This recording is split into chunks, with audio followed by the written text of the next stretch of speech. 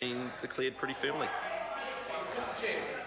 I call the honourable member Ian Lees-Galloway. Well, that was an ignorant call from the minister there, Mr. Chair, because if he understood Parliament's standing orders, and if he understood how the committee stage of a bill actually works, he would know that it is only possible to amend the commencement date whilst debating the title and commencement of the bill, and he would also know, if he'd been paying attention earlier on in the night, that Denise Roche attempted to debate this supplementary order paper during Part 3, and in fact the chairman at the time, the National Party took a point of order in order to close down that debate, and the chairman at the time.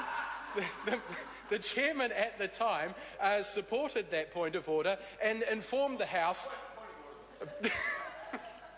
I call the Honourable Trevor Mallard. Mr. Chairman, I'm really reluctant to do this to my colleague, but he's doing what the Minister did. He's now referring to points of order that were ruled on as part of a previous debate, and I just want to ask him. This is actually quite a broad amendment, but what he's saying is not part of it. Well, can I thank the honourable member for his help and remind the member, of course, that the chair is the sole judge of relevancy, and I have been listening to the member, and I would ask him to reflect on what he said and bring it to the debate as it's supposed to be for this part, for Mr. Mallard's supplementary order paper. Point of order. Mr. Chairman, I wasn't asking you to rule on a question of relevancy. I was asking you to rule on a question of whether this was in the scope rather than relevant. And, Mr. Speaker, there are numerous points of rulings from speakers that indicate that it is not in order to refer to a previous ruling from a speaker, or in this. Sorry, in the same debate. This is a different. This clause, it was a previous part. It's been ruled on, but whether or not it was from a previous part, what the member has been doing, and I mean he's one of my colleagues, and I'm no doubt I'm going to have to shout him afterwards for making this point, Mr. Chairman. But the point is he is not allowed to refer to a matter which has been raised, and he's absolutely right. It was raised and it was ruled on in favour of the National Party, and he's not allowed to raise it. Can I thank the member, and he's right, of course, but can I also remind him that points of order are short, terse and to the point, and not a debate. and you certainly should shout him. The member will come to order and debate it in the way in which it should be debated. Very good. Well, thank you very much, Mr. Chair, and can I say thank you very much to my honourable colleague Trevor Mallard. It's always helpful to get advice from the more elderly members of the caucus, and I will take that. I will take that advice. Well, I couldn't comment about that, but I will take that. I will take that advice. And I will attempt to. I'm not as old as that member either, but I will attempt to bring order. We've had our fun. I will attempt to bring the debate back to the title and commencement of the Crown Entities Reform Bill. And indeed the amendment proposed by my colleague Trevor Mallard. Now, as has been said a number of times during the debate, this bill has three parts which are each actually quite different in terms of their outcome. Superficially they look similar, but the three parts are in fact quite different, and I think for that reason there is a very good case to be made for three separate commencement dates for each of the parts. As has been discussed, the Part 1 has received broad support from the House, and it does make sense given that it is a change that is supported and for which the sector and the organisations involved are prepared for that part to come in as is stated in the current clause 2 of the bill on the 1st of July 2012. That I think is something that no member of the House would have any reason to disagree with. Now, Part 2, of course, is quite different. Part 2, in fact, actually brings forward the date for the disestablishment of the Mental Health Commission. The reasons for not wanting to do that have been well canvassed. And to support the arguments made against doing that, a sensible and logical move would be for the commencement date for Part 2 to be the 31st of August, which is the 2015, which is the current date for the disestablishment of the Mental Health Commission. Having said that, I agree again with the Honourable Trevor Mallard that having dates for the commencement or disestablishment of public entities or Crown entities that are not at the beginning of the financial year is a little untidy. So I think most members would probably see... Mine should have actually been the 1st of July 2015. 2015, yeah. Yes, well, I'm sure the House will appreciate that apology. And I would agree that I think that the Part 2, a sensible commencement date for Part 2, would in fact be the 1st of July 2015. And that would give an opportunity for the second blueprint, which is about to be published by the Mental Health Commission. That would give it a 3-year period of bedding in and you never know the way the blueprint is finally drafted.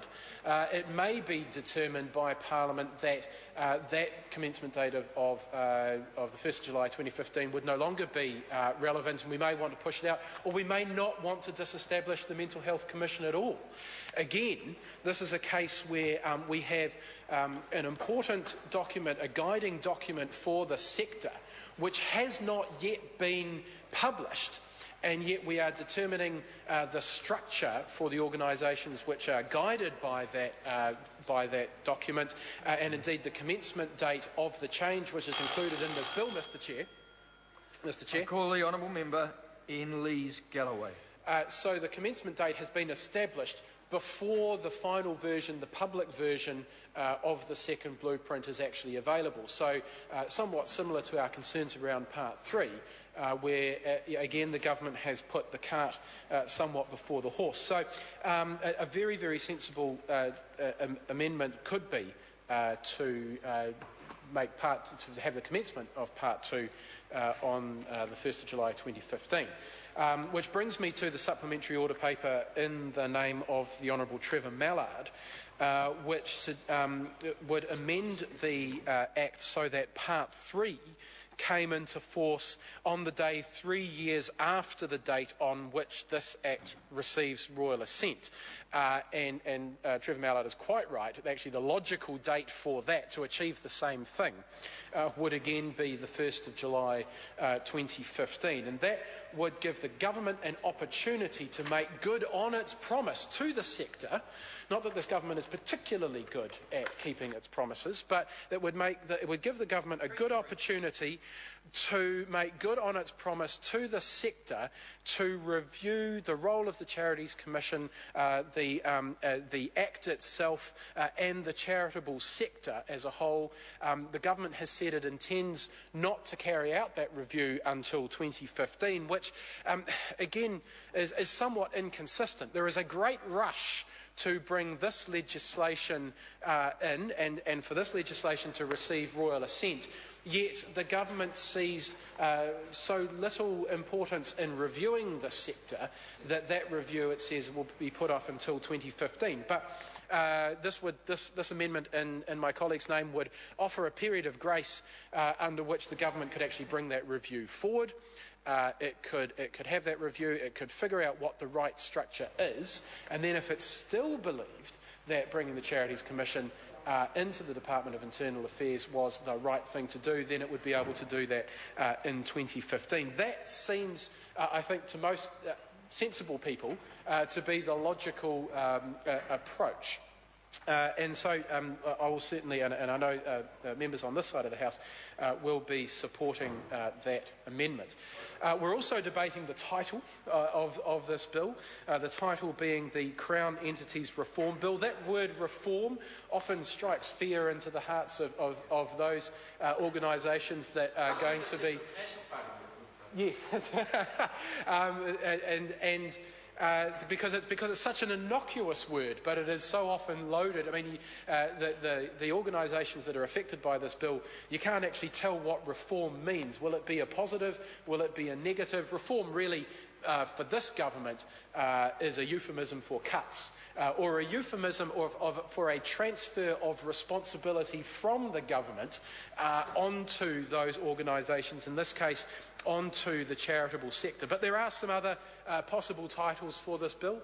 The Change for the Sake of Change bill would be quite a good title for this bill. As the Minister has said, he anticipates that nothing will change in the day-to-day operation for the organisations affected by this bill. So you have to ask, what is the point of enacting this piece of legislation? Another name for it might be the Public Sector Mergers and Acquisitions Bill, given that it is entirely focused on merging different government organisations, regardless of whether or not the outcome of that merger is sensible, whether or not it is good for the sector. In the case of the Mental Health Commission, whether or not it is good for the organisations working in the mental health field, or indeed for the consumers of mental health services. It is just an example of this government's fixation with the merger of different government organisations. I actually saw Stephen Joyce in the House for a little while earlier on. I wondered if maybe he'd come down to take control of this bill and these organisations as well. Well, that's right. I mean, I'm sure Stephen Joyce will be all over tomorrow's budget, but Stephen Joyce perhaps not so involved with these mergers and acquisitions, although he does seem to be the maestro behind most of the other mergers and acquisitions of the government sector. The Consultant Pay Enhancement Bill might be another name for this piece of legislation. We will be seeing the need for the government to contract more consultants to assist them with this merger process, and that of course is going to result in more costs. So plenty of possible different titles for this bill, Mr. Chairman. I call the honourable member Chris Hipkin.